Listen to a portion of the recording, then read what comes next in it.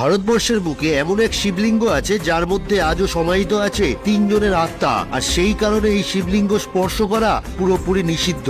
এমনকি মন্দিরের প্রধান পূজারীও এই শিবলিঙ্গ স্পর্শ করেন না। মান্যতা অনুযায়ী সত্য যুগে একটি মাকড়সা ছিল যে এই শিবলিঙ্গটিকে ধুলোর থেকে বাঁচাতে ওটার উপর জাল দিয়ে একটি সুন্দর মন্দির তৈরি করত। ওইখানে একটি হাতিও ছিল যে রোজ শিবলিঙ্গের জল অভিষেক করত, কিন্তু হাতিটি এটা করতে গিয়ে রোজই অজান্তেই সেই মাকড়সার বানানো জাল ছিঁড়ে দিত। আর একটা ছিল কালকেউটে সাপ যে রোজ এসে ওই শিবলিঙ্গের দর্শন করে যেত।